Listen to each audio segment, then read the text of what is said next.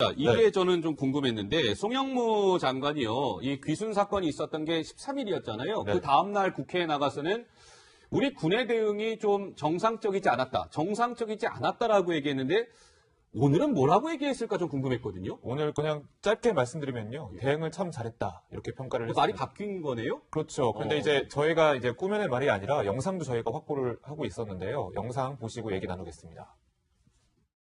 북한군 40발이 발사했는데 그것이 최종적으로 피탄된 것이 우리 쪽 맞죠? 벌저이도 맞은 것으로 추정을 합니다. 여기에 대해서 우리는 아무 대응을 하지 못하고 있는 이 상황에 대해서 저는 묻고 있는 것입니다. 지극히 정상적인 상황입니까?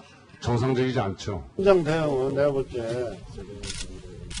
왜 이렇게 16분간 늦고 이렇게 했는데도 일찍 배치했고, TOD도 안 보이는 사각지대도 TOD가 바로 찾아낸 것도 아주 적절하게 잘 대처가 된 거라고. 여기 와보시니까 이해가 됩니까? 또 외국 기자 오셨다고 했잖아요. 이해가 됩니까? 네. 오늘 이제 다시 정리를 해보면요. 지난 국방위원회 출석했을 때 사고 다음 날에는 우리 군의 대응 정상적이지 않다라고 인정했는데 그때는 이제 정치권도 그렇고요. 언론에서도 과연 우리는 사격을 안 하고 뭐 했느냐라고 이제 대응하던 때였거든요. 그랬죠. 그것 때문에 이제 이렇게 답변을 한 것으로 보여지고 하지만 이제 오늘은 적절하게 잘 대처했다면서 추가적으로 이해되셨냐고 계속 물어보면서 오히려 두둔하는 듯한 그렇습니까? 그런 얘기를 해서 좀 말이 바뀌었다 이렇게 보여지고 있습니다. 자, 그런데 이 송영무 장관이요. 오늘 JSA를 방문한 자리에서도 뭔가 말 실수를 해서 지금 논란이 좀 커지고 있습니다. 과연 오늘 이 자리에서 이런 얘기를 했었어야 될까? 많은 좀 궁금증을 자아내고 있는데 우리가 영상 한 편을 준비해봤습니다. 영상 보시고 말씀 이어가 보도록 하겠습니다. 꼭 공대지부터는 찾자는 것이 광주 사태를 꼭 하라는 그런 것은 아니라고 봅니다. 광주 사태라고 하셨습니까? 아닙니다. 잘못됐습니다. 그때 말에 그때 익숙해서 그런데 광주 민주화운동. 이런 말도 안 되는 얘기를 하는 데 대해서 왜 반응하고 있지 않는 것입니까? 저 사람하고 상대에서는 그 사람이 아니구나. 각자 입장에서 떠드는 것 같은 느낌이지 좀 개탄스럽습니다. 김관진 전 장관 이렇게 석방된 데에 대해서 짧게 소회가 좀 어떻습니까? 소외라기보다는 참 다행이다. 같은 동료로 같이 근무.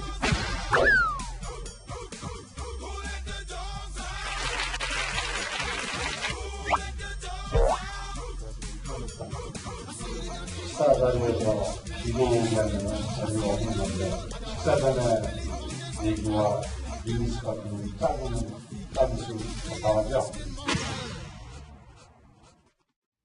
네, 여성들의 미니스커트라는 단어가 등장했습니다. 좀 부적절한 단어인 것 같은데요, 노은지 기자 어떻습니까? 저는 이제 듣자마자 좀 기분이 나쁘던데 저기서 미니스커트 얘기가 왜 나오는지 잘 모르겠고요. 일단 국방부는 여기에 대해서 좀 바로 해명을 내놨는데 본인이 약속된 시간보다 좀 예정보다 늦게 도착해서 병사들에게 좀 미안한 마음에 농담을 했다. 그래서 뭐 죄송스럽게 생각한다 이런 얘기를 밝혔는데요. 사실은 이게 좀 문제인 것 같아요. 송영무 장관 같은 경우는 계속 실수를 했다 번복하고 사과하고 이런 패턴을 반복을 하고 있는데 그렇죠. 실수가 여러 번 반복되면은 평소에 저 사람이 저렇게 생각했다라고 볼 수밖에 없거든요. 그래서 말을 좀 할 때 미리 좀 생각을 하셔가지고 했으면 좋겠다 이런 생각이 오늘도 들었습니다. 네. 오늘은 굉장히 귀순병사 사건 이후에 국방부 장관이 JSA를 방문한 굉장히 위중한 상황이라고 할 수 있는데 그 자리에서 병사들 긴장을 풀어주기 위해서 한 얘기라고 하지만 강병규 기자. 네. 식사 전에 이야기를 짧게 하는 게 좋은데 미니스커트도 짧으면 짧을수록 좋은 거 아니냐라는 이 발언 자체는 죄송하다라고 사과를 하기는 했습니다만 어쨌든 논란은 계속 커질 것 같습니다. 네, 그렇습니다. 일단 문재인 정부에서 페미니스트 대통령, 페미니스트 정부를 만들겠다라고 이제 공언한 바가 있었고, 이제 여성 차별적인 그런 발언을 좀 조심하는 그런 분위기인데, 사실 이 스치마 얘기가 나오는 것을 여성분들이 보시기에는 일단은 좀 다 100% 이해할 수 없는 그런 발언이고 그런 장소였잖아요. 적절했냐라는 부분에서 논란이 나올 수 있고, 그런 의미에서 봤을 때는 계속해서 이제 이런 최근의 그런 말실수들, 예를 들면 정부와 약간 엇박자를 내는 그런 말들, 그런 것들이 모두 다시 한번 회자가 되고 두고두고 좀 임기 내에 좀 걸림돌이 되지 않을까 이런 얘기들이 나오고 있습니다. 알겠습니다. 자, 송 장관의 말 실수라고 해야 될지는 모르겠습니다만 저 발언은 두고두고 논란이 될 것 같습니다. 자, 이번에는 김 교수님께 질문을 드려야 될 것 같은데요. 북한군 귀순병사가 왜 지프 차량에서 내려갖고 막 열심히 뛰면서 귀순을 하지 않았었습니까? 그렇죠. 근데 북한이 거기에 뭐 그 지역에 한 1m 되는 도랑을 팠다면서요? 예. 그 또랑 파는 장면 한번 보니까 깊이는 그 거기 파는 병사의 목 부분, 얼굴 부분만 보이는 거 봤을 때 1m보다 더 깊은 것 같아요. 한 1m 50이나 60 정도는 판 것 같고. 지금 저렇게 보면 나무 옆에 고개만 보여요. 네, 머리만. 보이니까 되게 저기 근무하면서 1m 70으로 뽑는다고 따지면은 네. 1m 한 50은 되는 거 아닙니까? 네. 그리고 차 바퀴가 빠져야 될 거 아닙니까? 못 나오게? 그러니까 한 폭은 한 2m 정도 되지 않을까. 네. 예, 그리고 사람도 펄쩍 뛰려면 한 번에 못 뛰어야 되니까. 그러니까요. 예, 그런 용도가 있고 예. 또 한 가지는 저게 이제 전투할 때는 참호라 그래가지고 교통으로 해가지고 네. 그 안에 가지고 이게 철모를 쓰고 다 이렇게 쏘면은 나는 안 맞고 적은 맞출 수가 있는 아주 중요한 지점이 되는 거죠. 네. 만약에 사태 MDL에서 남북 간에 어떤 총격전이 벌어진다. 네. 그러니까 2중, 3중 용도로 쓸 수 있는 거죠. 차도 못 넘어오게 하고 그러니까요. 사람도 못 건너가게 하고 저렇게 빠지게. 네. 예, 그렇게 하고 또 총격전이 벌어지면 또 쏠 수 있게. 어쩌면 저 밑에다가 쇠창살 같은 걸 박아놨을지도 몰라요. 그러니까 그 1m 되는 저 도랑에 지금 들려지는 얘기는 쇠꼬챙이도 좀 설치된 거 아니냐 이런 얘기가 있더라고요. 우리가 이제 그 장벽을 만들 때 이렇게 쇠꼬챙이가 뾰족뾰족하게 나와 있는 거에 박힌 거를 그 철판에 박혀 있거든요. 그걸 통째로 갖다 밑에다 놓거든요. 네. 거기에 바로 찔리게. 예, 이제 그런 걸 했을 수도 있어요. 예. 그러니까 뭐 72시간 다리 그 그래픽 화면이 혹시 준비되어 있는 게 있습니까? 72시간 다리를 통해서 귀순병사가 지프 차량을 타고 이동을 했는데 거기는 뭐 통문이 노은지 기자 통문이 이미 딱 설치됐다는 얘기도 있더라고요. 네. 더 이상의 귀순을 막기 위해서. 그렇죠. 예. 사실 저쪽을 아무런 그 이제 검문 없이 지나쳐 온 거 아닙니까? 그리고 저 다리를 폐쇄하기 위해서 그러니까요. 저기도 이제 문으로 막아놓으면 아하. 뭐 무단으로 이제 지나가는 차를 다 막을 수 있기 때문에 통문을 새로 설치한 것으로 이제 관측이 되고 있습니다. 예. 근데 노은지 기자, 지금 들려지는 얘기는 또 이런 얘기도 있던데요. 이 귀순병사 사건 이후에 우리가 대북 방송하잖아요. 대북 확성기 방송을 하는데 이 귀순병사 소식을 북한의 확성기 방송을 통해서 그게 전파하고 있다면서요? 그렇습니까? 네, 새롭게 들어온 소식인데 예. 대북 확성기 방송으로 오청성 병사의 소식을 전하고 있다고 하는데요. 사실 북한에서 이 오청성 병사 귀순에 관해서 아무런 입장이 반응을 안 나온 게 내놓고 없어요. 있죠. 네, 반응을 내놓지 않고 그리고 지금 저기 JS 지역에 근무를 했던 북한군은 다 외곽으로 빠진 것으로 보인다 이런 보도까지 나왔었는데 그런 식으로 사건을 은폐를 하려고 하고 있기 때문에 대북 네. 확성기 방송이 사실은 상당히 신경을 쓰일 수밖에 없는 그런 상황인데요. 예. 특히 이제 김정은이 확성기 방송에 좀 극도로 민감한 반응을 보였던 적이 있습니다. 이게 2015년 여름에 목함지뢰 사건이 있었잖아요. 그랬죠. 그때 이제 이걸 응징하기 위해서 우리 군이 11년 만에 확성기 방송을 재개를 했었는데 그때 뭐 확성기 쪽을 향해서 고사포를 좀 난사하고 이런 식으로 상당히 격렬하게 반발했던 적이 있습니다. 그렇군요. 그 제가 하나 보충 설명드리면 북한군이 그 전 부대를 전부 전진 배치했습니다. 한 120만 중에 85만, 90만 명이 약 그 휴전선으로부터 25km 이내에 있는데 다 전진 배치시켰어요? 예. 우리 확성기가 고종식 이동 확성기가 약 25km니까 전진 주력 부대가 다 우리 확성기 방송을 들을 수 있는 거리에 와 있는 겁니다. 네. 그러니까 더더욱 두려워할 수밖에 없죠. 그렇군요. 네. 알겠습니다. 더 그만큼 이제 잘 들릴 수 있는 어떤 그렇죠. 상황이 된 거니까요. 네. 자, 저희가 아마 이 목소리를 한번 들어보도록 하겠습니다. 그러니까 우리는 대북 방송이라고 하잖아요. 우리 쪽에서 하는 건 대북 방송이고 북한에서도 우리 쪽을 향해서 대남 방송을 합니다. 맞불 방송을 하는 거죠. 우리 대북 방송이 잘 들리지 않기 위해서 교란을 피는 건데 그 대남 방송을 하던 그 요원이 있습니다. 귀순한 사람이죠. 주승현 교수라는 분이 있는데 그분의 목소리를 저희가 잠시 준비해봤습니다. 목소리 한번 들어보시겠습니다. 저는 좀 어려서 비무장에서 군인 생활을 해서요. 그 노래 쪽에 관심이 많았어요. 한국에서 이제 7080 하면 옛날 노래라고 하는데, 근데 북한 쪽에서는 멜로디가 굉장히 친숙하거든요. 7080이. 네, 멜로디가 굉장히 친숙해서 거기에 대해서 좀 관심이 많았고. 네, 주승현 교수의 목소리를 들었습니다. 주승현 교수가 25분 만에 노은지 기자, DMZ에서 근무하던 북한군 병사였는데 25분 만에 사실 귀순을 해서 굉장히 화제를 모았던 건 아니겠습니까? 네, 그랬죠. 저분이 이제 귀순을 한 게 2000년대 초인데 사실은 거의 뭐 최초였어요. 그리고 맞아요. 저분이 조금 화제가 되고 있는 게 사실은 이번에는 조금 총상을 입고 조금 뭔가 총격전이 벌어지면서 왔는데 상당히 조금 25분간이나 좀 이렇게 좀 어렵게 귀순을 한 그런 상황이어서 네. 상당히 화제를 모았었고, 그리고 이제 북한군 귀순한 사람 중에는 처음으로 박사 학위를 받아서 화제가 그래요? 되기도 했었던 그런 알겠습니다. 사람입니다. 주승현 교수의 목소리를 들어봤고요.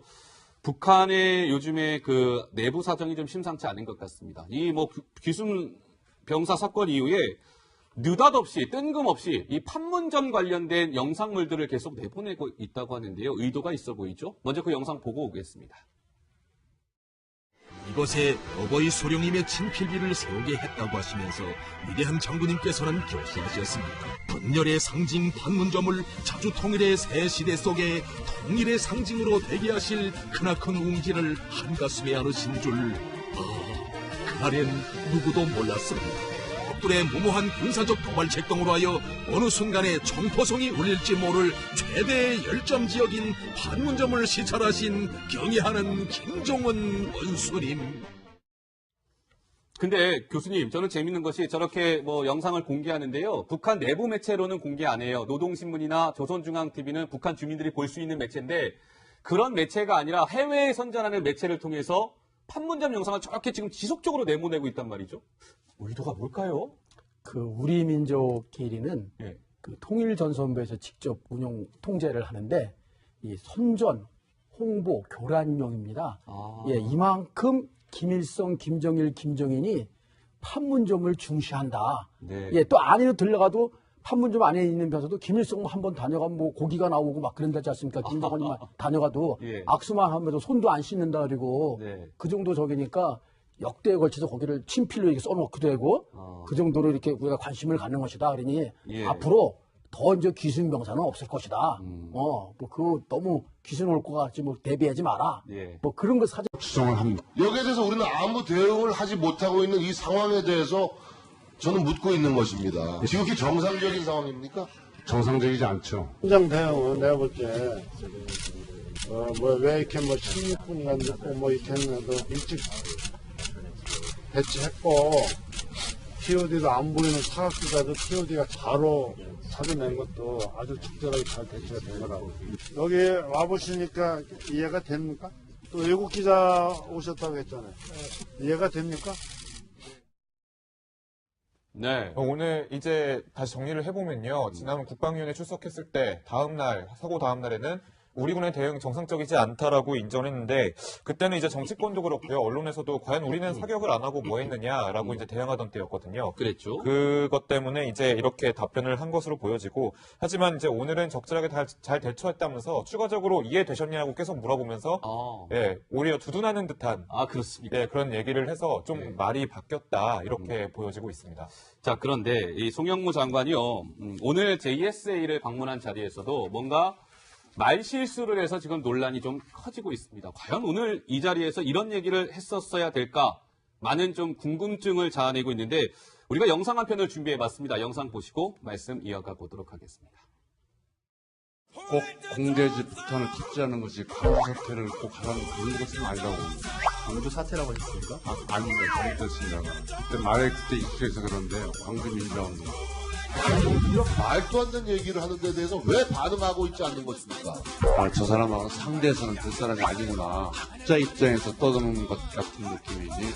좀 개탄스럽습니다. 자, 이게 저는 좀 궁금했는데 송영무 장관이요. 이 귀순 사건이 있었던 게 13일이었잖아요. 네. 그 다음날 국회에 나가서는 우리 군의 대응이 좀 정상적이지 않았다라고 얘기했는데 오늘은 뭐라고 얘기했을까 좀 궁금했거든요. 오늘 그냥 짧게 말씀드리면요. 대응을 참 잘했다. 이렇게 평가를 했습니다. 말이 바뀐 거네요? 그렇죠. 근데 이제 저희가 이제 꾸며낼 말이 아니라 영상도 저희가 확보를 하고 있었는데요. 영상 보시고 얘기 나누겠습니다.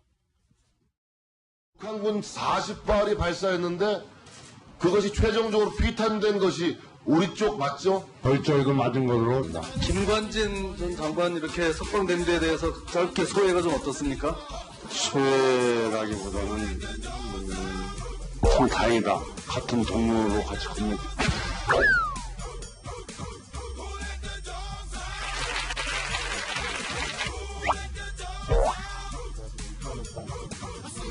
식사 자리에서 비공개하는 자리가 없는 건데 식사 전에 얘기와 리니스 같은 작은 수 나가죠. 네.